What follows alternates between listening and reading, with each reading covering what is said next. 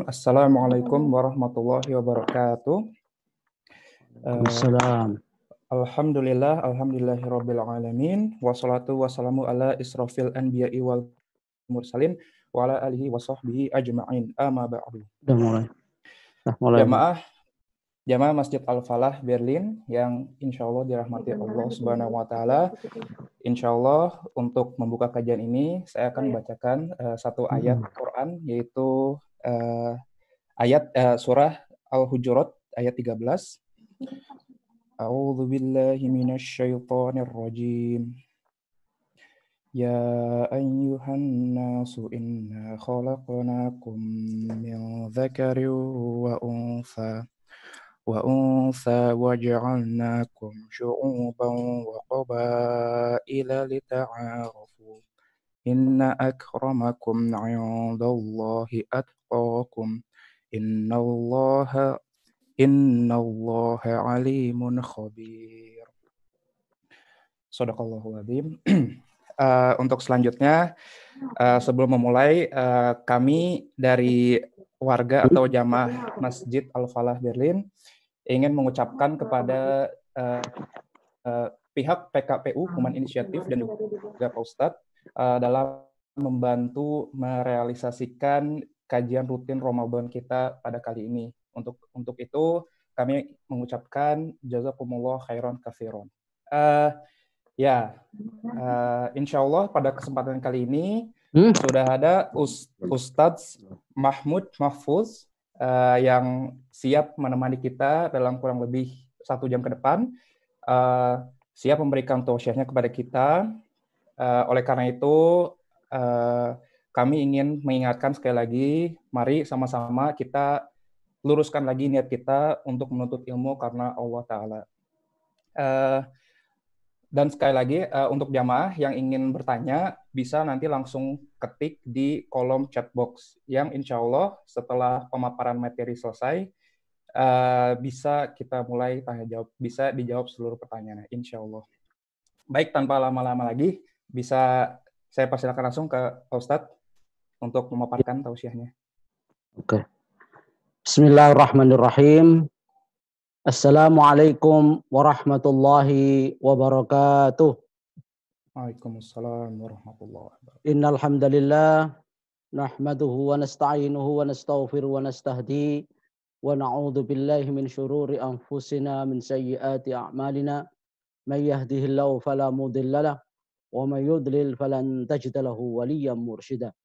Asyhadu an la ilaha illallah wahdahu la syarika lah wa asyhadu anna sayyidana Muhammadan abduhu wa rasuluhu la nabiyya ba'da. Allahumma salli wa sallim ala sayyidina Muhammadin wa ala alihi wa sahbihi ajma'in. Qala Allah Ta'ala fil Qur'anil Karim wa huwa asdaqul qailin. A'udzu billahi minasyaitonir rajim. Bismillahirrahmanirrahim. Ya ayyuhalladzina amanu qu anfusakum wa ahlikum nara waquduha an-nas wal hijaratu 'alaiha malaikatun ghiladun shidad la ya'suna Allah ma amarahum wa yaf'aluna ma yu'marun.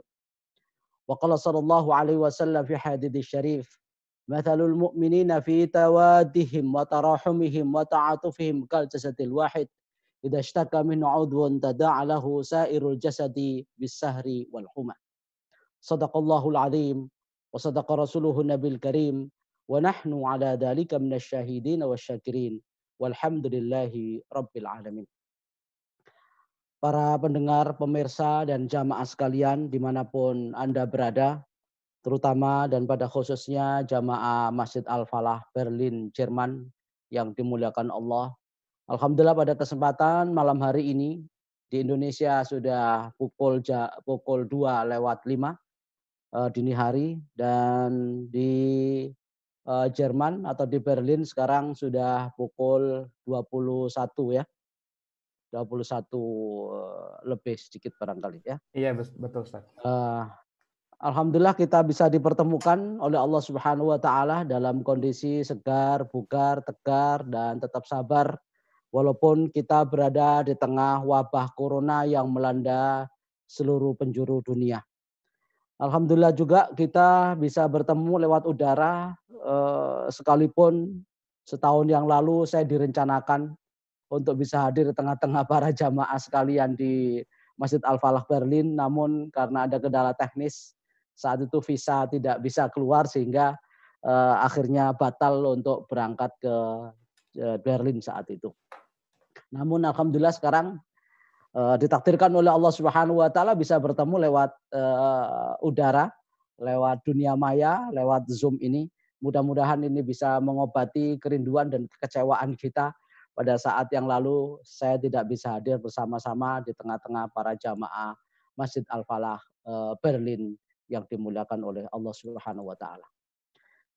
Para jamaah sekalian, pada kesempatan kali ini kita akan membahas satu tema yang bukan baru tetapi perlu, bukan asing tetapi penting, yakni tentang bagaimana membangun ya, kebersamaan keluarga dan peduli kepada sesama. Ya. Sebelum lebih jauh kita membahas tentang tema membangun kebersamaan keluarga dan peduli kepada sesama, barangkali saya perlu perkenalkan terlebih dahulu bahwa saya dalam hal ini mewakili dai dari PKPU atau sekarang sudah berubah menjadi HI atau Human Initiative ya, telah ditunjuk oleh HI ataupun PKPU nama lamanya ya, menjadi salah satu dai yang melayani para jamaah sekalian dimanapun berada di seluruh dunia ini untuk menyampaikan sedikit tausiah kepada jamaah sekalian sebagai pelayanan kepada para mitra dan para simpatisan sekalipun mereka dari luar Indonesia ya yang banyak memberikan sumbangsi dan kontribusi serta partisipasinya dalam menunjang program-program Human Initiative selama ini.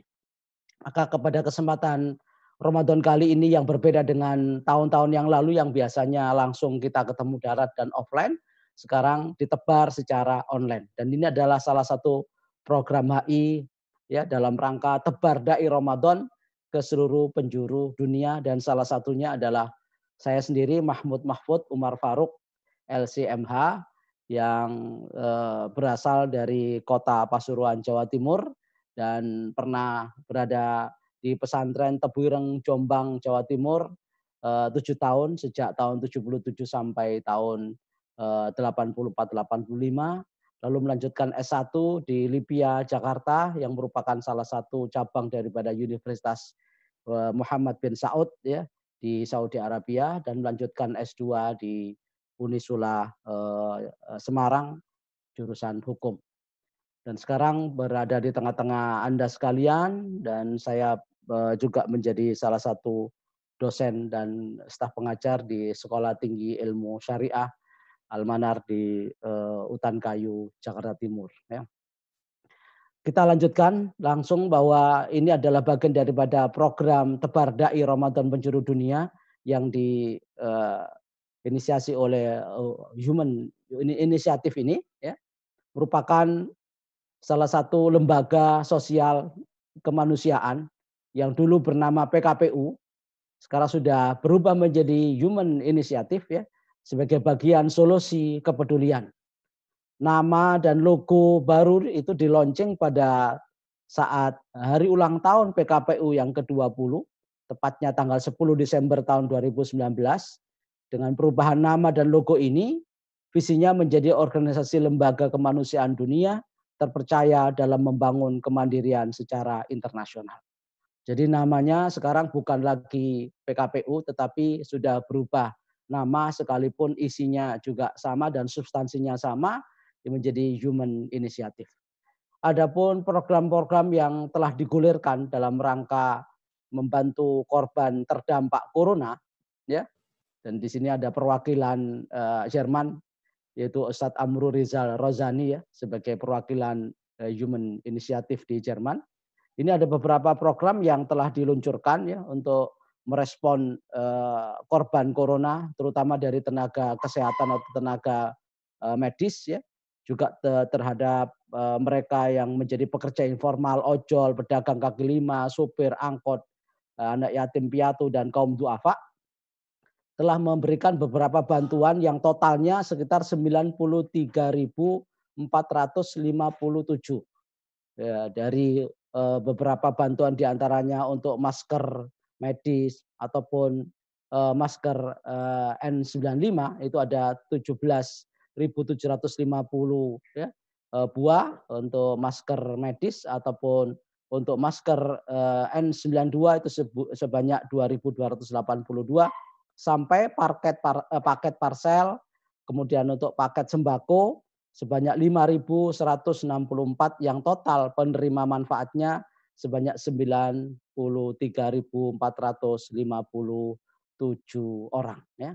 Itulah sekilas tentang program-program yang diluncurkan oleh PKPU atau Human Initiative yang sekarang sudah berubah nama menjadi HI.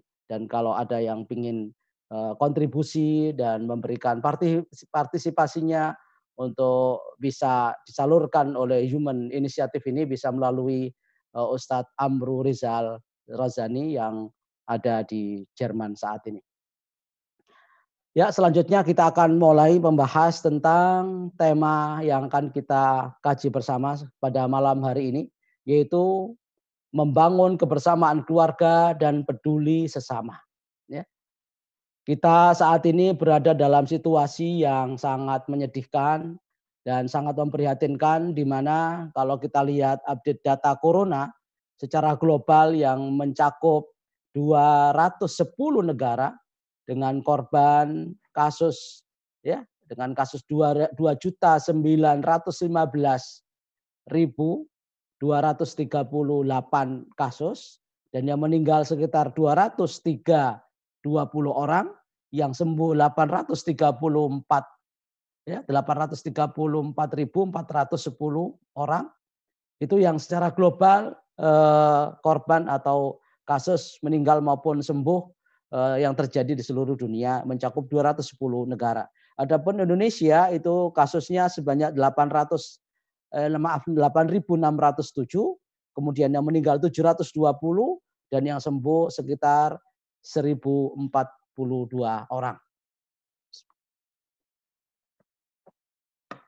Itu yang terjadi saat ini, ya, di mana Indonesia kalau dilihat dari update data tanggal 26, ya bisa kita lihat bagaimana korban-korban semakin banyak ya yang berjatuhan, yang sekarang sudah meningkat menjadi 8.882 kasus seluruh Indonesia, ada 1.107 yang sembuh.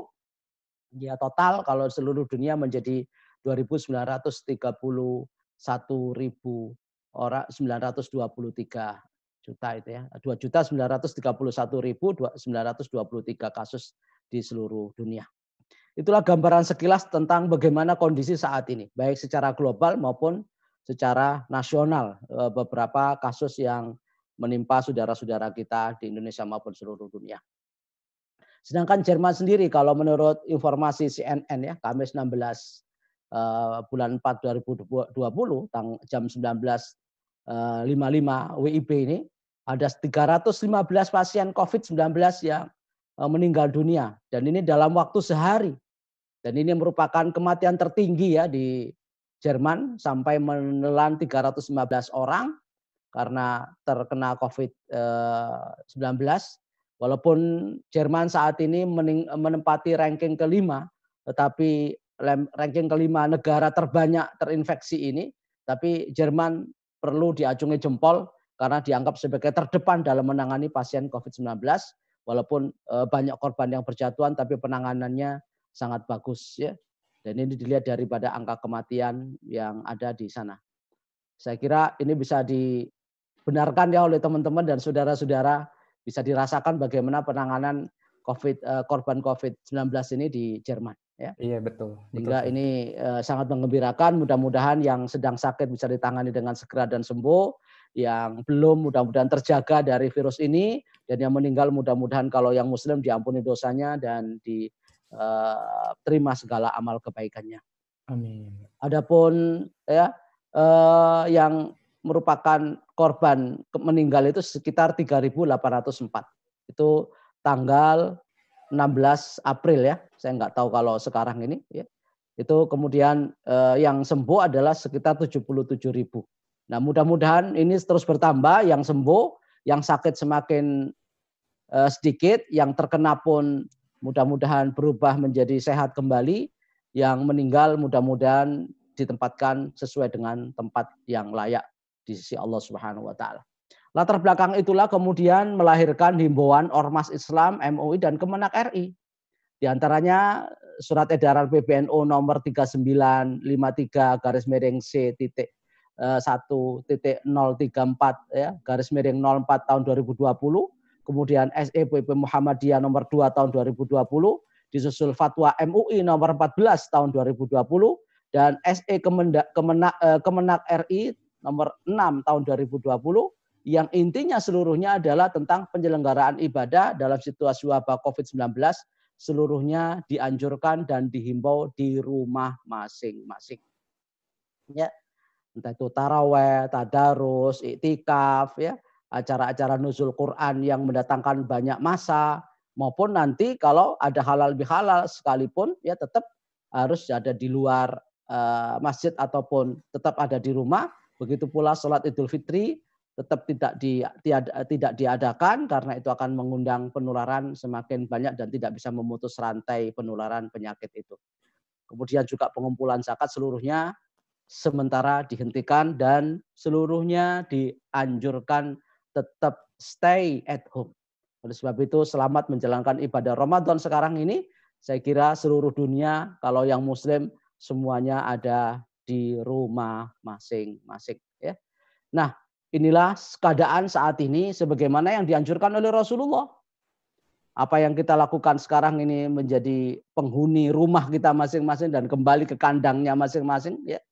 Sebagaimana dianjurkan oleh Rasulullah, kita harus stay at home. Dan ini merupakan bagian daripada penjagaan dan sikap preventif kita agar kita tidak tertular atau menularkan. Bahkan kalaupun kita tetap ada di rumah, tidak keluar dan tidak menularkan kepada orang lain, keberadaan kita di rumah dianggap oleh Rasulullah SAW dalam hadisnya ini sebagai pahala orang mati syahid. Dalam keadaan hidup saja, kondisi kita itu dianggap seperti orang mati syahid pahalanya. Kalaupun nanti meninggal gara-gara kita berdiam diri di rumah dan ada karena wabah corona ini, maka tetap matinya adalah mati syahid. Yang hidup saja seperti mati syahid, yang mati syahid benar-benar mati syahid, maka jaminannya adalah surga. Itulah sebabnya dikatakan oleh Rasulullah SAW, "Falaisa min rajulin yaqa'u ta'unu fayamkuthu fi baitihi sabiran muhtasiban ya'lamu annahu la yusibuhu illa ma kataballahu lahu illa kana lahu mithlu ajri asyahid." Rasulullah bersabda, tak seorang pun ketika ta'un mewabah yang mengisolasi diri di rumahnya masing-masing seperti saat ini, kita stay at home semuanya, tapi keberadaannya di rumah itu dalam rangka untuk mentaati Allah, mentaati anjuran Rasulullah dengan penuh kesabaran dan berharap pahala dari Allah Subhanahu wa taala dan sambil menyadari bahwa musibah ini, wabah ini ya merupakan bagian daripada ketentuan Allah Subhanahu wa taala. Maka orang yang tetap ada di rumah dengan penuh kesabaran dan penuh ketulusan mengharap ridho Allah dianggap oleh Rasulullah SAW keberadaannya dan isolasi di rumah itu sebagai ya sebagai orang yang seakan-akan dia adalah punya pahala mati syahid. Jadi pahala seperti orang mati syahid dengan syarat ya sabiran muhtasiban. Dia tetap sabar, tidak mengeluh, ya, tidak bersuudzon kepada Allah dan tetap mencari ridho Allah Subhanahu wa taala. Tapi kalau di dalam rumah ngeluh, ya, kemudian suudzon ke sana kemari, melempar tuduhan kepada Allah dengan tuduhan-tuduhan yang jelek dan negatif, bahkan stres, tidak bisa menerima keadaan, ya, maka hal ini tidak akan mendapatkan pahala orang mati syahid. Ya, karena apa? Karena tidak ikhlas dan tidak sabar. Oleh karena itu perlu kita tenangkan batin kita bahwa ini semuanya adalah bagian ujian yang ditimpakan oleh Allah Subhanahu wa taala sebagai bagian daripada cara Allah meningkatkan keimanan dan ketakwaan kita kepadanya. Oleh sebab itu yang telah merasa terinfeksi dan terpapar ataupun sudah menjadi pasien ya atau sudah dikonfirmasi bahwa dia telah positif ya menyandang sebagai seorang yang terkena COVID-19 ini, maka tidak boleh menularkan kepada orang lain. Caranya harus diam di rumah, isolasi, mandiri, atau dikarantina di rumah sakit atau tempat-tempat lain yang dianggap perlu untuk melakukan karantina itu. Maka Rasulullah SAW menganjurkan kepada kita untuk melakukan physical distancing sebagai bagian tindakan preventif itu. Dan ini sudah dianjurkan oleh Rasulullah SAW sejak 15 abad yang lalu. Sebagaimana dikatakan oleh Rasulullah, qala Nabi sallallahu alaihi wasallam, la yuridanna mumridun ala musahhin. Nabi bersabda, janganlah yang sakit dicampur baurkan dengan yang sehat. Jadi tidak boleh berada di kerumunan massa, baik di dalam kereta, di dalam bis, atau di jalanan umum. Ya, antara yang sakit dengan yang sehat nggak boleh dipertemukan. Makanya harus menjaga jarak. Ya, harus ada tetap di rumah agar tidak terjadi ya rantai penularan secara masif ini. Maka perlu kita menjaga jarak aman, jangan sampai ada orang yang tertular oleh penyakit yang kita bawa kalau ada yang terkena itu. Maka jangan sampai kita mengadakan kerumunan massa yang dalam jumlah besar karena ini akan terus terjadi ya penularan ini, tidak bisa memutus rantai penularan. Maka kita harus jauhi kerumunan massa itu. Sebagaimana dulu pernah terjadi di Mesir, dikatakan oleh Al-Imam Ibnu Hajar rahimahullah, bahwa dulu di Mesir pernah terjadi taun seperti wabah sekarang ini. Lalu mereka karena ini merupakan musibah nasional, ya, bencana nasional, maka mereka sepakat untuk melakukan ya gerakan doa bersama di sebuah lapangan besar. Nah, setelah mereka berkumpul dan mereka berdoa bersama di sebuah lapangan besar bersama para ulama saat itu, ternyata korbannya itu semakin banyak kalau dibandingkan dengan ya kondisi sebelum adanya doa bersama di lapangan itu. Ini menunjukkan bahwa kerumunan massa akan menambah rantai penularan secara cepat. Sebagaimana kalau di Indonesia kemarin ada pertemuan umat Islam di Goa, Sulawesi Selatan, ternyata banyak jamaah tabligh yang pulang ke rumah masing-masing itu membawa virus corona dan mereka terinfeksi oleh virus corona. Bahkan beberapa daerah pun juga mengalami itu karena mereka tidak menghindari daripada kerumunan massa itu. Ya. Demikian dikatakan oleh Imam Ibnu Hajar dalam kitabnya ya Badlul Ma'un fi Fadlit Ta'un ya halaman 369.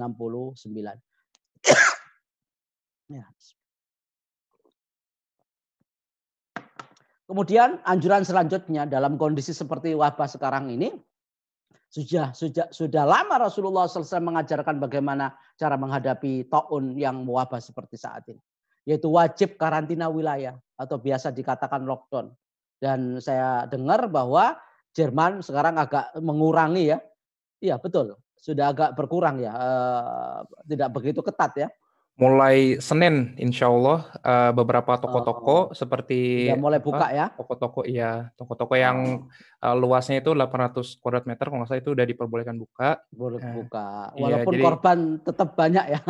Banyak korban sih tetap banyak. Tapi ya ada kelonggaran-kelonggaran bahkan lockdown ini sampai 3 Mei atau tanggal berapa itu. Walaupun sekarang sudah mulai agak sedikit dilonggarkan karena mungkin melihat kebutuhan ya. Nah, Rasulullah SAW menganjurkan kepada kita ini agar melakukan lockdown dengan karantina wilayah. Dan itu cara Rasulullah, teknik Rasulullah SAW untuk mengamankan jiwa manusia agar tidak tertular dan menularkan. Maka Rasulullah menganjurkan idza sami'tum bit-ta'uni bi ardin fala tadkhuluha wa idza waqa'a bi ardin wa antum biha fala takhruju minha. Jika kamu mendengar wabah di suatu wilayah, maka janganlah kalian memasukinya. Yang ada di luar jangan masuk ke zona merah, ke tempat epicentrum daripada wabah ini. Yang ada di dalam yang sudah banyak berinteraksi dengan yang terkena dan terkonfirmasi telah terkena virus corona, maka tapi jika terjadi wabah di tempat kamu berada, maka jangan tinggalkan tempat itu. Hadis rawahu Al-Bukhari. Jadi yang ada di luar epicentrum dan zona merah jangan masuk ke dalamnya, yang ada di dalam tidak boleh mudik maupun pulang kampung. Maka orang-orang yang di Jabodetabek tidak boleh pulang kampung ataupun mudik. Ya, pulang kampung atau mudik khilaf itu nggak usah diperdebatkan. Yang penting jangan sampai membawa penularan ke daerah dan ke kampungnya gitu ya. Maka sekarang semua di stop.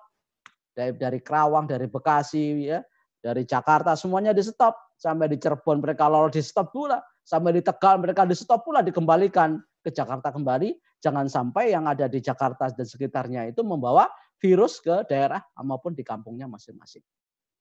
Ini sudah ada anjuran dari Rasulullah SAW bagaimana mensikapi wabah seperti corona yang terjadi saat ini. Ya. Sehingga kita bisa melakukan itu karena ada anjuran dari pemerintah yang kalau kita lihat secara syar'i itu sudah ada anjurannya kepada kita semua. Nah, itulah beberapa hal yang harus kita sikapi dalam menghadapi kondisi wabah corona yang terus melanda dunia yang kita tidak tahu kapan berakhirnya. Ya. Nah, kondisi seperti ini menjadikan kita ada di rumah kita masing-masing. Menjadikan kita ya tidak boleh keluar kemana-mana kecuali harus kerja dari rumah, ya. Kemudian work from home, kemudian school from home, itu semuanya sekolah dari rumah, kemudian kerja dari rumah, ibadah pun juga dari rumah, segala halnya dilakukan di rumah. Nah, ini perlu kita sikapi agar tidak sia-sia. Tidak begitu saja lewat ketika kita ada di rumah. Karena saya kira apa yang menjadi anjuran Rasul maupun jadi anjuran pemerintah, ya dengan adanya kita disuruh berada di rumah masing-masing stay at home ini, tentu banyak orang bosan, jenuh, ya tidak bisa kemana-mana, akhirnya stres. Padahal ini semua ada hikmah yang bisa kita petik. Ya.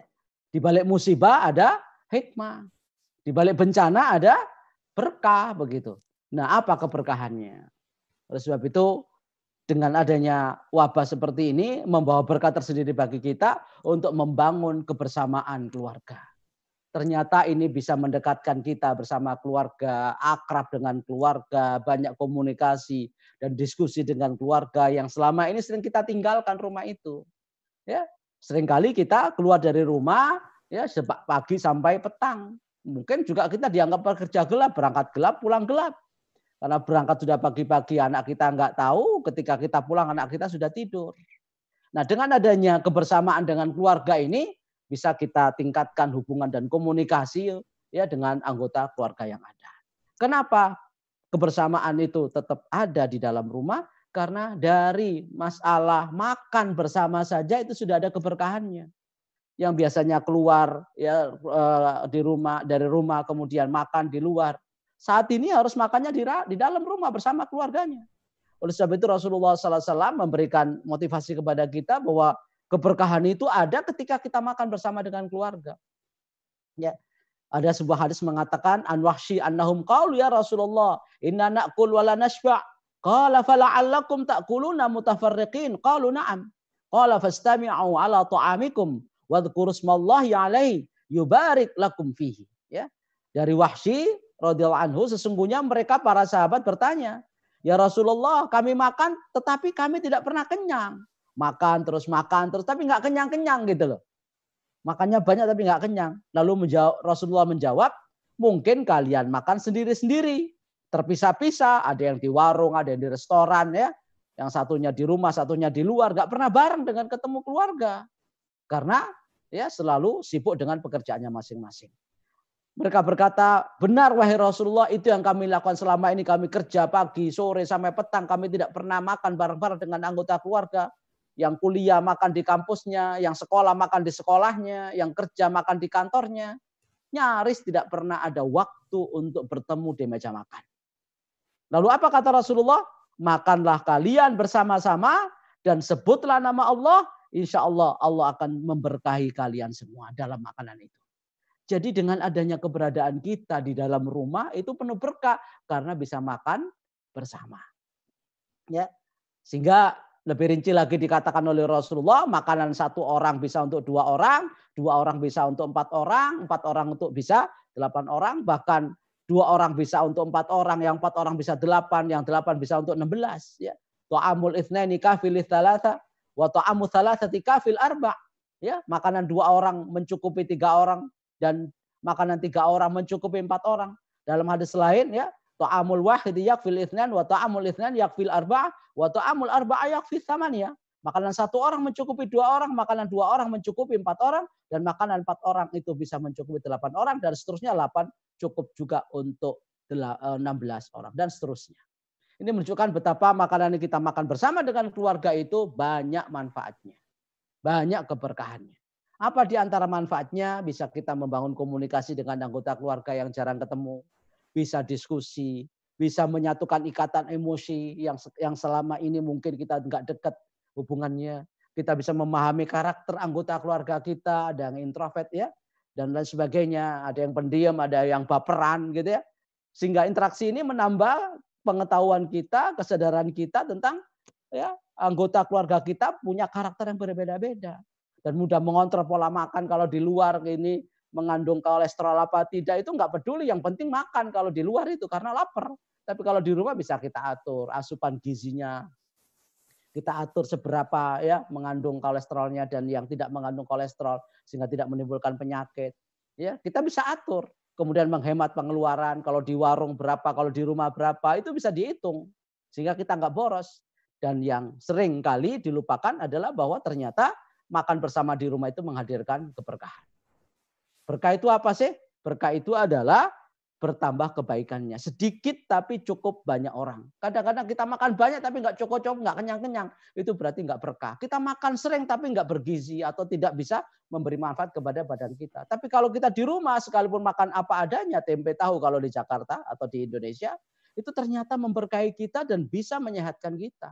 Itu karena ada unsur keberkahan. Itulah sebabnya kenapa sahur itu dianjurkan, berbuka bersama juga dianjurkan, di bulan Ramadan lebih-lebih. Usahakan ya sahur bersama dan kemudian buka bersama. Yang ini jarang kita lakukan dulu ya di tahun-tahun yang lalu walaupun di bulan Ramadan karena kita banyak kerja di luar sehingga seringkali tidak bisa berbuka bersama di rumah walaupun mungkin bisa diatasi dengan sahur bersama di rumah. Tapi karena adanya stay at home ini membawa kita, memaksa kita untuk tetap ada di rumah, sahur bersama, dan buka bersama, sholat jamaah bersama, dan bersama-sama mengkaji ayat-ayat Allah Subhanahu wa taala. Ini dari sisi makan ya, dari sisi mengkonsumsi makanan di rumah saja sudah mengandung keberkahan. Yang kedua, manfaatnya agar kita betah di rumah, ya pahala sholat berjamaah melimpah. Yang biasanya barangkali kita sering sholat sendiri di kantor maupun di tengah perjalanan. Nah, sekarang kita dipaksa untuk mau tidak mau mengadakan sholat berjamaah di rumah karena ke masjid nggak boleh, ya, ke musola nggak boleh karena bisa menimbulkan penyakit bagi orang, menularkan penyakitnya bagi orang. Maka kita dianjurkan untuk banyak sholat berjamaah di rumah sehingga rumah kita ini disinari oleh sholat yang semestinya adalah sholat sunnah, tetapi dalam kondisi seperti ini terpaksa kita harus sholat wajib di dalam rumah kita sendiri. Karena sholat jamaah itu lebih besar pahalanya dibanding yang lain. Sebagaimana yang disabdakan oleh Rasul, sholatul jamaati afdhalu min sholatil fardhi bisab'in wa isyrina darajah muttafaqun alaih. Sholat berjamaah itu lebih besar pahalanya dibanding sholat sendiri. Berapa perbedaannya? 27 derajat atau 27 pahala diberikan kepada kita.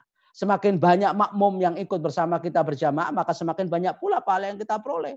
Maka kata Rasulullah, inna sholatar rajuli ma'ar rajuli azka min sholatihi wahdahu wa sholatuhu ma'ar rajuli azka min sholatihi ma'ar rajuli wa ma kathura fa wa ahabbu ilallahi ta'ala. Sungguhnya sholatnya seseorang dengan orang lain, 2 orang, ya berarti ada makmum, ada imam, itu lebih baik daripada sholat sendiri. Dan sholatnya seseorang bersama dengan 2 orang, berarti bertiga, itu lebih baik, lebih utama daripada dia sholat berdua dengan seseorang. Dan semakin banyak wama kathura dan semakin banyak jamaahnya fahuwa ahabbu ilallahi ta'ala, itulah yang lebih dicintai oleh Allah Subhanahu wa taala.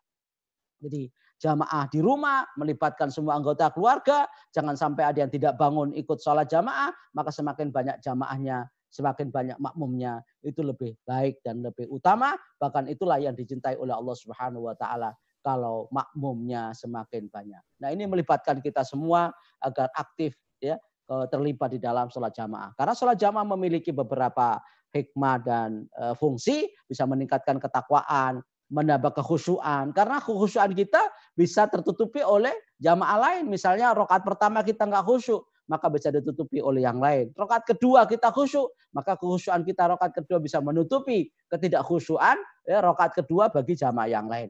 Pahala pun akan berlipat ganda, melatih kita bisa disiplin. Ya, kita menjadi makmum sekalipun kita lebih tua, yang menjadi imamnya adalah anak kita, mungkin baru SD atau mungkin baru SMP, tapi karena bacaannya bagus lah dia menjadi imam, kita harus ikutin semua gerakannya, nggak boleh menolak, nggak boleh membantah, sekalipun itu anak kita.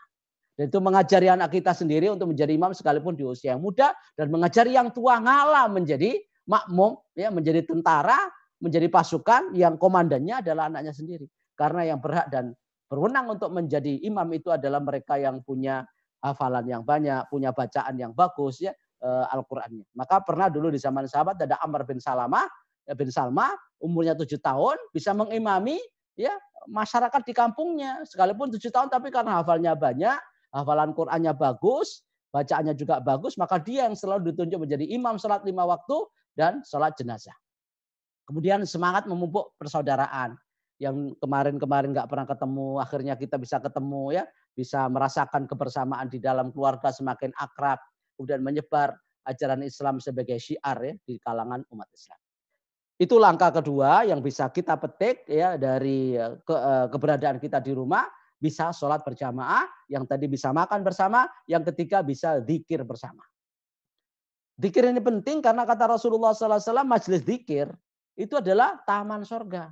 Itulah sebabnya kalau kita lewat di sebuah taman surga harus mampir, harus singgah di situ. Karena pengajian, kelompok zikir, kelompok doa bersama itulah kata Rasulullah adalah sebagai taman. Maka dikatakan idza marartum biriyadil jannah farta'u qalu wa ma riyadul jannah ya Rasulullah qala khilafuz dzikr. Ya. Apabila kalian bertemu melewati sebuah taman surga, maka hendaklah kamu mampir singgah sebentar. Kata para sahabat, apa itu taman surga wahai Rasulullah?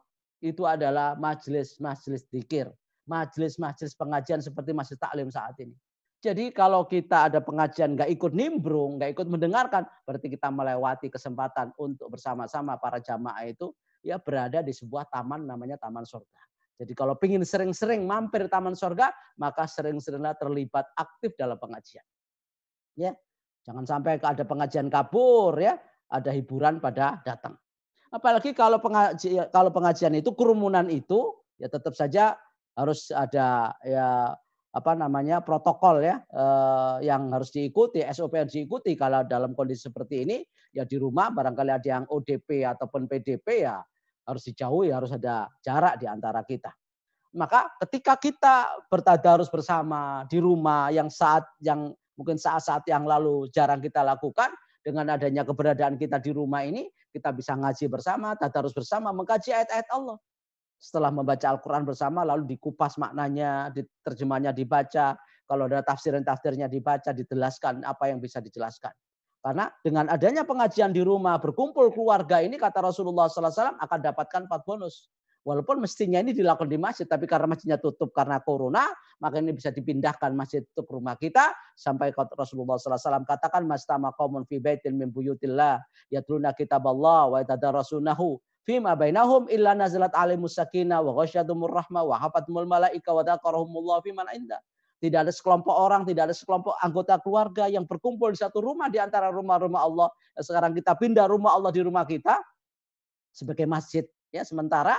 Yatluna kitaballah, membaca ayat-ayat Allah, wa yatadarasunahu bainahum, lalu mengkaji isinya, dibaca terjemahnya, diterangkan tafsirnya, dikupas maknanya, digali kandungannya. Maka apabila ada sekelompok orang melakukan tilawah dan tadarus, akan dapatkan 4 bonus. Illa nazalat alimus sakinah. Bonus yang pertama adalah ketenangan jiwa, ketentraman batin. Jadi tempat untuk atau acara yang paling baik untuk menjadi obat penenang itu adalah berzikir dan bertadarus. Bukan narkoba atau penenang-penenang yang lain. Ya, walaupun barangkali ini bisa dilakukan oleh orang lain juga ya. Tetapi kita sebagai muslim tentunya kita harus mencari solusi yaitu dengan membaca Al-Quran di rumah sambil bertadarus. Yang kedua adalah wa ghasyiyatuhumur rahmah. Yaitu Allah Subhanahu wa taala kan guyurkan rahmat kepada anggota jamaah itu, kepada anggota keluarga yang selama ini kita jauh dari rahmatnya. Kita lebih disayang sama Allah, lebih diperhatikan oleh Allah, lebih didekati oleh Allah. Maka kalau dengan baca Quran, kita insya Allah akan lebih banyak ditolong sama Allah dan dijauhkan dari laknatnya, dijauhkan dari musibah, dari wabah corona, dan dari malapetaka, serta mara bahaya yang lainnya. Karena Allah Subhanahu wa taala sudah jamin dalam hadits qutsinya, in kuntu ahbabtu kuntu sam'ahu alladhi yasma'u bihi wa basarahu alladhi yubsiru bihi wa yadahu allati yabtishu biha wa rijlahu allati yamshi biha wa la in ista'adani la'idannahu wa la in sa'alani la'tiyannahu. Kalau Allah sudah rahmati hambaku yang salah satunya kita perlu dari pengajian di rumah itu, maka Allah Subhanahu wa taala akan menjadi matanya, Allah akan menjadi telinganya, Allah akan menjadi kakinya, Allah akan menjadi tangannya, dan apabila kita minta perlindungan akan dilindungi, bila kita minta apapun akan diberi. Itulah keberkahan kita di rumah ngaji bersama, 4 bonus ini akan kita raih. Kemudian bonus yang ketiga, wahafatumul malaika, kita didatangi malaikat pada saat ngaji itu, dan malaikat memintakan ampunan dosa kepada seluruh anggota keluarga yang sedang ngaji dan tadarus. Dan yang keempat bonusnya, wadzakarahumullahu fi man indah, semua nama orang-orang yang berkumpul dalam rangka tadarus Al-Quran tadi disebut satu persatu namanya di depan malaikatul muqarrabun di arsy. Jadi kita dibanggakan keberadaannya oleh Allah apabila kita melakukan tadarus Quran di rumah kita, sehingga 4 bonus ini akan kita peroleh bersama-sama, yaitu ketenangan jiwa, turunnya rahmat, kemudian diliputi oleh malaikat dan disebut namanya satu persatu di depan malaikatul muqarrabun. Jadi tidak ada kata untuk nyesel, kata untuk bosen, kata jenuh, karena Allah akan turunkan berkah itu di rumah kita gitu. Ya. Jangan sampai kemudian kita merasa bosan ada di rumah. Maka rumah kita harus jadikan seperti masjid, berubah menjadi masjid. Jangan sampai kita jadikan menjadi kuburan, yang kuburan sepi, horor, menakutkan. Ya. Karena apa? Kalau kita jadikan rumah kita seperti masjid, banyak kajian, dan banyak tilawah, dan banyak sholat, maka sesungguhnya setan lari dari rumah kita yang dibacakan surat Al-Baqarah. Terutama akhir surat Al-Baqarah, walillahi ma fis samawati wa ma fil ardh, dan seterusnya itu ya. Itu akan bikin para setan-setan yang gundul maupun yang gondrong itu pada kabur gitu. Kalau di rumahnya sedang dibacakan surat Al-Baqarah. Nah ini sehingga membuat rumah kita suasananya seperti masjid. Jangan sampai seperti kuburan, sebagaimana kata Rasulullah SAW tadi ya. La taj'alu buyutakum maqabir innasyaitana yanfiru minal baitil ladzi tuqra'u fihi suratul Baqarah. Jangan jadikan rumah-rumahmu seperti kuburan, karena setan itu akan lari terbirit-birit ketika mereka mendengar surat Al-Baqarah dibacakan oleh anggota keluarganya di dalam rumah masing-masing. Makanya di samping ada tilawah, maka hiasilah rumah kita itu dengan sholat. Kata Umar radhiyallahu anhu, sholat seseorang di rumahnya adalah cahaya. Maka hiasilah rumah kalian dengan cahaya itu, yaitu berupa sholat. Jadi di samping tilawah, maka kita harus hiasi rumah kita dengan sholat. Ya, sholat taraweh, sholat jamaah 5 waktu, atau sholat duha, atau sholat tahajud, atau sholat sunnah-sunnah yang lain. Jangan sampai sepi daripada tilawah dan sholat di rumah kita. Maka kita harus terus melakukan pencerahan di dalam rumah dan memberikan sinar dari rumah kita, memancarkan cahaya itu dari rumah kita masing-masing. Maka wajar kalau kata Rasulullah SAW mengatakan nawwiru buyutakum bitilawatil Quran. Sinarilah rumahmu dengan membaca Al-Quran. Wala tattakhidhuha qubura, jangan kau jadikan rumah-rumahmu seperti kuburan yang sepi. Kama fa'alatil yahudu wan nasara sallau fil kana'is wal biya' wa attalu buyutahum fa innal baita idza kathura fihi tilawatul Qur'an kathura khairuhu wa tasa'aluhu fa adha'a li ahli sama kama tudhi'u nujumus sama'i li ahli dunya. Beri sinar di rumahmu itu dengan baca Quran. Jangan kau jadikan rumahmu seperti kuburan, sebagaimana orang Yahudi dan Nasrani membiarkan rumahnya sepi, mereka sholatnya dan ibadahnya kebaktiannya ada di gereja-gereja mereka, di wihara mereka, tetapi mereka meninggalkan rumahnya sepi, tidak ada ibadah. Padahal rumah yang banyak dibacakan ayat-ayat Al-Quran itu menjadikan rumahnya akan semakin berkah. Kathura khairu, banyak kebaikannya. Wa tas'aluhu, insya Allah makmur dan sejahtera anggota keluarganya. Wa doa ali halis sama, dari rumah ini memancarkan cahaya kepada makhluk yang ada di langit. Kama tudhi'un nujumus sama, sebagaimana bintang-bintang di langit menyinari kegelapan malam di dunia. Ya, jadi insya Allah dari rumah kita akan memancarkan cahaya keberkahan sampai ditangkap sinar itu oleh makhluk-makhluk yang ada di langit. Kalau malam hari kita dapat sinar matahari, malam hari kita dapat sinar rembulan dan bintang. Kalau siang hari kita dapat sinar matahari. Saat ini di bulan Ramadan kita membalik. Sinar itu berasal dan bersumber dari rumah kita masing-masing, memancarkan cahaya dan memantul sampai ke langit, sehingga malaikat pun ya merasa senang melihat rumah-rumah kita ini banyak orang yang membaca Al-Quran.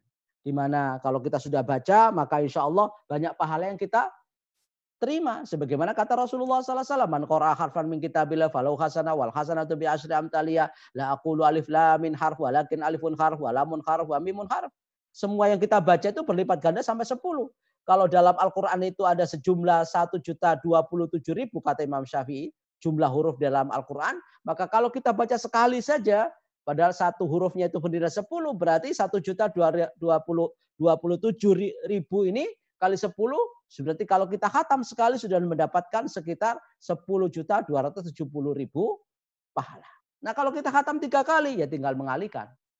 Kalau kita khatam 4 kali, 5 kali, wah semakin banyak. Jadi tidak ada ya kata bosan, tidak ada kata jenuh, tidak ada kata stres, ya tidak ada kata bersangka buruk kepada Allah. Tapi kita harus husnudzon, menerima apa adanya dan selalu bersyukur. Ternyata dalam rumah itu makan bersama saja berkah, sholat jamaah saja melimpah pahalanya. Kemudian kalau zikir bersama-sama, ngaji bersama-sama, ternyata itu bagian dari taman sorga dan mendapatkan 4 bonus yang tidak terhingga. Ya, jadi itulah yang harus kita lakukan bersama-sama keluarga. Nah yang kedua adalah kita saat ini dalam kondisi banyak yang terdampak secara ekonomi. Kita saat ini harus memperhatikan ya lingkungan kita. Saat wabah corona menyerang, momentum menjelang, maka kita optimalkan Ramadan itu dengan peduli sesama. Menunjukkan solidaritas kepada kita, kepada saudara-saudara kita yang sedang mengalami nasib yang tidak beruntung. Kenapa? Karena kita ini secara akidah adalah bersaudara kalau sama muslim. Dan diibaratkan oleh Rasulullah seperti satu tubuh. Mathalul mu'minina fi tawadihim wa tarahumihim wa ta'atufihim mathalul jasadil wahid. Idza ishtaka minhu 'udhun tada'a lahu sa'irul jasadi bisahri wal humma. Perumpamaannya seperti satu tubuh. Kalau ada salah satu anggota badan tubuh kita yang sakit, maka tidur tak nyenyak, makan pun tak enak. Tidur tak nyenyak bukan karena banyak nyamuknya, dan makan gak enak bukan karena tidak ada lauknya, tapi karena memang merasa panas dan meriang, demam tinggi. Maka sakit gigi bisa menular kemana-mana dalam badan kita. Pusing, badan jadi meriang, padahal gigi yang sakit. Begitu pula saat ini saudara-saudara kita sedang tertimpa masalah karena ekonominya sedang diuji oleh Allah, maka kita harus perhatian kepada mereka. Dan ini dalam rangka untuk meningkatkan iman kita, karena setiap iman itu diuji oleh Allah sesuai dengan kadarnya. Semakin tinggi keimanan kita, maka akan semakin berat ujiannya. Semakin rendah iman kita, maka ujiannya pun juga dianggap berat. Makanya orang yang paling tinggi ujiannya adalah para nabi karena imannya tinggi. Dan apa yang kita hadapi saat ini adalah tidak seberapa dibanding dengan umat-umat terdahulu yang mengalami nasib lebih parah, lebih pedih dari sekarang ini. Karena harga surga itu mahal, maka harus ditebus dengan harga mahal, dengan berbagai macam ujian dan musibah yang harus dihadapi. Dan insya Allah solusi akan terjadi, dan virus corona ini akan menghilang dengan datangnya Ramadan. Dan insya Allah vaksinnya akan segera ketemu. Dan itulah sebabnya Allah memberikan motivasi dan memberikan harapan kepada kita dengan jawabannya, kalau sudah semakin tinggi, semakin parah wabah melanda, ala inna nasrallahi qarib, bahwa sesungguhnya sebentar lagi obatnya akan ketemu dan sebentar lagi corona akan menghilang dengan Ramadan datang. Kenapa? Itu adalah pertimbangan syar'i, bahwa kita adalah satu tubuh dengan sesama muslim atau dengan orang lain. Kita merasakan bagaimana kepedihan dan keprihatinannya. Ya, dari sisi ekonomi, dari sisi fakta, ya, lapangan, ada 170 negara yang akan mengalami pertumbuhan negatif, terutama negara-negara yang dianggap berkembang, lebih sulit lagi mengatasinya. Karena apa? Teknologinya rendah, fasilitas kesehatannya juga minim, sehingga tidak tertangani secara cepat kalau menangani masalah-masalah yang terkena virus corona ini. Ini lebih parah lagi ya. Mudah-mudahan kita tidak lebih parah karena kita sudah keluar dari zona negara berkembang. Kita sudah tidak dianggap berkembang, dianggap maju. Mudah-mudahan sih ya penilaian ini bisa membawa negara kita semakin maju dan bisa menangani korban-korban itu. Bahkan virus corona ini mengancam ya atau membunuh ekonomi secara global. Secara global itu akan terpengaruh sampai pengaruhnya ke Indonesia diperkirakan oleh Sri Mulyani itu sampai turun merosot menjadi 4,7%. Ekonomi kita anjlok karena kita akan terpengaruh oleh apa yang terjadi di Tiongkok. Minimal 3 hal yang akan mempengaruhi kita. Pariwisata, investasi, perdagangan. Karena ini sudah termasuk bagian yang dilakukan oleh pemerintah Indonesia kerjasama dengan kerjasama perdagangan, investasi, banyak investor juga dari Cina, wisatawan juga banyak juga dari Cina. Kalau terjadi wabah seperti ini, otomatis pariwisata, investasi, dan perdagangan menjadi merosot. Dan itu akan mempengaruhi devisa negara kita ya karena ada wabah corona seperti ini. Ya, bahkan Sri Mulyani pernah mengatakan bahwa ini akan berdampak sangat parah melebihi krisis 98. Kalau 98 bisa ketahuan apa sebabnya dan bagaimana penanganannya. 2008 juga sama. Tapi corona ini nggak tahu sebabnya, bagaimana cara menanganinya juga susah karena misterius, gitu ya. Karena gejolak pasar pun juga tidak bisa terkendali. Itu membuat ya krisis 98 dan krisis 2008 itu tidak lebih berat dibanding krisis tahun 2020 karena krisis corona. Maka sampai ditegaskan oleh Sri Mulyani bahwa diperkirakan Indonesia ini akan mengalami krisis ekonomi yang parah.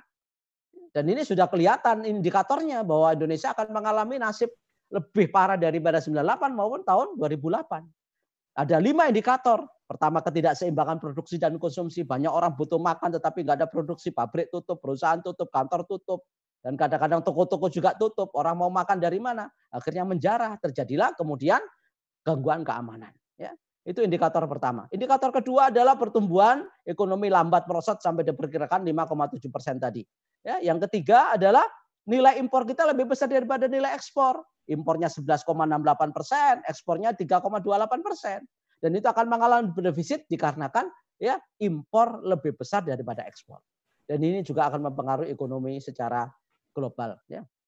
Kemudian akan menimbulkan inflasi tinggi. Bahan-bahan pokok makanan kita menjadi mahal, nggak terjangkau. Akhirnya masyarakat kelaparan dan rawan untuk terkena virus corona seperti ini. Ya, yang pada akhirnya timbul ya dampak berikutnya yaitu tingkat pengangguran tinggi yang sekarang sudah banyak sekali sampai 6,9 ya juta orang yang terdampak ini, yaitu jumlah pengangguran lulusan D3 dan lulusan S1 6,2 juta atau 25% dari pengangguran yang ada. Ya, ini sangat besar sekali. Sekarang saja di DKI, ya, sekarang saja di DKI sudah korban PHK dan dirumahkan itu ya sudah besar, yaitu sekitar 162.416 pekerja di DKI dan secara nasional itu 1.506.713 pekerja. Ini baru pekerjanya, belum keluarganya. Kalau masing-masing bawa 2 orang atau 3 orang dan 4 dengan pekerjanya, berarti 1 juta kali 4. 1,5 juta kali 4 berarti sekitar 6 juta sampai 7 juta orang yang terdampak. Nah, inilah yang akan menjadikan para supir ojol misalnya ya di Jakarta saja 2 juta orang itu. Nah, kalau 2 juta orang masing-masing 2 orang yang dibawa di rumahnya, ya 2 juta kali 2 berarti 4 juta orang yang nganggur, yang nggak bisa makan. Dan seterusnya dan seterusnya. Ini sangat menyedihkan. Yang sekarang ini jumlah yang terdampak COVID-19 di Jakarta saja sudah 3,7 juta warga DKI, Jawa Tengah yang di PHK itu sekitar 2.869 orang. Ini semuanya adalah akibat dan terdampak oleh COVID Corona saat ini. Nah, kalau kita diem, kita akan salah seperti ini. Walaupun kita pernah mengalami penurunan ya tingkat kemiskinan, tapi dengan adanya Corona ini bisa kita naik. Kalau dulu 9,41% atau 25,14 juta ini, kalau tahun 2009 seperti itu, dengan adanya Corona bisa-bisa naik lagi, bukan turun. Ya, tingkat kemiskinan di Indonesia. Ya, mudah-mudahan bisa kembali seperti semula. Nah, saat inilah waktunya kita untuk berbagi dan peduli kepada kaum duafa yang sedang mengalami nasib yang tidak beruntung. Dengan zakat kita, infak kita, sedekah kita, wakaf kita berikan. Karena apa yang kita raih saat ini, keberhasilan kita, kemakmuran kita, kesejahteraan kita adalah berkat jasa kaum duafa. Kita punya sopir, kita punya pembantu, kita punya cleaning service. Ya, kita menjadi juragan karena ada pegawai, kita menjadi bos karena ada pembantu. Ya, kita bisa menjadi direktur karena ada karyawan-karyawan. Ya, semuanya karena mereka. Kita bisa menjadi pejabat juga karena suara mereka yang di bilik-bilik suara itu. Walaupun setelah menjabat kemudian lupa. Jadi jangan sampai melupakan mereka yang pernah berjasa kepada kita semua. Kata Rasulullah SAW, hal tunsaruna illa wa turzaquna illa bidu'afaikum. Bukankah kalian menang, kalian sejahtera, kalian diberi rezeki oleh Allah kecuali karena jasa orang-orang du'afa itu. Tapi begitu sampai kita ini mencapai kemakmuran, sudah lupa. Maka kalau ingin dibantu ya harus membantu orang lain. Wallahu fi aunil abdi maka al abdu fi auni akhi. Kepedulian harus kita tampakkan saat ini waktunya. Yang punya kelebihan memberikan yang kekurangan. Yang sehat menolong yang sakit, ya, dan seterusnya. Yang tidak punya apa-apa, berikanlah apa-apa, dan itulah yang harus kita lakukan saat ini, mendekat kepada Allah pada saat ada wabah seperti ini. Jangan sampai kedekatan kita juga bersamaan dengan physical distancing maupun social distancing dengan Allah Subhanahu wa taala juga melakukan itu, jaga jarak. Mestinya ketika kita jaga jarak dengan orang lain, mestinya kita juga harus merapatkan jarak kita dengan Allah Subhanahu wa taala baik dikala senang maupun dikala susah. Jangan sampai kita hanya senang kemudian ketika susah saja dekat sama Allah, begitu senang kita lupa sama Allah. Maka saat ini waktu yang tepat untuk bersikap menolong rakyat miskin, menolong orang kecil dan perhatian kepada kaum duafa, karena memang sedekah saat ini adalah sedekah yang paling baik. Kenapa? Pertama, banyak orang butuh. Yang kedua, momentum Ramadan sekarang adalah pahalanya melimpah. Ya. Yang kedua, yang ketiga, kita takut miskin. Yang keempat, kita sedang cinta-cintanya kepada dunia. Kita khawatir nanti nggak makan karena orang sedang butuh uang dan butuh harta. Kalau kita berikan, apakah kita akan dapat lagi dari apa yang kita sedekahkan? Maka Rasulullah mengatakan pahala yang paling besar pahalanya ketika sedekah itu anta saddaqa wa anta shahihun syahih. Ketika kamu sehat dan sedang ya pelit-pelitnya kepada dunia, kamu sedekah. Itulah sedekah yang paling baik ketika kita sehat dan pelit. Wa takhshal faqra, kita takut miskin. Ketika kita takut miskin, takut krisis, kita bersedekah, maka pahalanya besar. Wa ta'mal ghina, dan kita pingin jadi orang kaya. Kita pingin kaya, takut miskin, kita pelit terhadap dunia dan cinta kepada dunia, dan kita sedang sehat, itulah pahala paling besar ketika kita sedekah. Jangan sampai sudah sakit-sakitan, sudah jatuh miskin, bangkrut, ya, sudah tidak punya apa-apa lagi, baru ingin sedekah, sudah lewat, nasi sudah menjadi bubur. Ya, ini untuk fulan, ini untuk fulan, sudah lewat. Jangan sampai sindiran Allah Subhanahu wa taala dalam surat Al-Munafiqun itu terjadi sama kita. Ketika orang-orang disuruh sedekah nggak mau ketika hidup dan sehat, tapi ternyata setelah mengalami nasib ya, sudah sakaratul maut, sudah hampir mati, tiba-tiba ingin kembali ke dunia, ya kata Allah Subhanahu wa taala, wa anfiqu mimma razaqnakum min qabli ayati ahadakumul mautu fayaqula rabbi laula akhartani, ya Allah, kembalikan kami, tunda sebentar ya Allah. Kembalikan kami ke dunia, fa'asaddaqa wa aku minas sholihin, dan kami akan bersedekah dan kami akan menjadi orang-orang soleh. Ini penyesalan yang tiada guna. Walaupun penyesalan selalu ada di akhir. Allah sampaikan kepada kita, mumpung belum terlambat, silahkan perkuat solidaritas dan kepedulian kepada sesama agar semuanya menjadi nikmat bersama. Ya, di samping infak, zakat, puasa adalah wakaf. Ya, wakaf itu adalah memberikan sesuatu yang manfaatnya terus mengalir, sebagaimana yang dikatakan oleh Rasulullah menjadi bagian daripada sedekahun jariyah yang tidak akan pernah berhenti, ya, pahalanya sampai kita mati, dimanapun kita mati dan kapanpun kita mati, sedekah itu akan memberikan manfaat kepada kita sehingga kita nanti akan dapatkan aliran pahala dari semua orang yang telah memanfaatkan harta kita, baik itu masjid ataupun pesantren ataupun sekolahan. Karena tidak ada yang bisa kita bawa kecuali 3 hal, sedekahun jariyah, ilmun yuntafa'u bihi, aw waladun shalih. Dan mudah-mudahan kita termasuk orang-orang yang akan diselamatkan oleh Allah dan banyak sedekahnya mengalir pahalanya karena kita mati tidak membawa apa-apa kecuali amal. Nah, manusia meninggal ini yang dibawa ya cuma 1. Memang yang mengantarkan kita 3, 2 pulang, 1 pergi, 1 berada bersama kita. Bayar ji'uthna ya, jadi yatba'ul mayyita salasatun. Kita diiringi oleh 3 hal. Bayar ji'uthnan wa yabqa ma'ahu wahid. 2 pergi, 1 terus bersama kita. Yatba'u ahlu wa maluhu wa amalu. Yang ikutin kita adalah keluarga kita ikut mengantarkan ke kuburan. Ya, mobil kita juga ikut ke dalamnya, ya, ke dalam kuburan, wa amaluh, dan amalnya. Kemudian setelah selesai dikubur, dikebumikan, bayar ji'u ahlu wa maluhu, pergilah keluarga dan hartanya, wa yabqa amaluhu, tinggal sisa amalnya bersama kita. Maka mumpung masih ada waktu dan masih ada momentum yang tepat seperti bulan Ramadan saat ini, perbanyak amal, karena itulah menjadi cadangan kita, menjadi bekal kita di akhirat. Mudah-mudahan kita mendapatkan manfaat, dan kalau ada manfaat yang baik ini tularkan kepada orang lain, karena pahalanya terus mengalir, dan seperti MLM multi level marketing, insya Allah kita akan ketemu di surga bersama-sama, reuni dalam rangka kebaikan bersama Allah Subhanahu wa taala dan bersama Rasulullah Shallallahu Alaihi Wasallam. Saya kira itu yang bisa saya sampaikan, walaupun masih ada ya, satu sesi lagi, yaitu tentang ancaman atau sanksi bagi mereka yang tidak mau berinfak di jalan Allah Subhanahu Wa Taala. Demikian, waktu sudah habis jam 3 ini ya. Mudah-mudahan ada manfaatnya, kurang lebihnya mohon maaf. Dan kalau ada kekurangannya mohon ditambahi sendiri. Kalau ada kelebihannya dari Allah jangan dikurangi.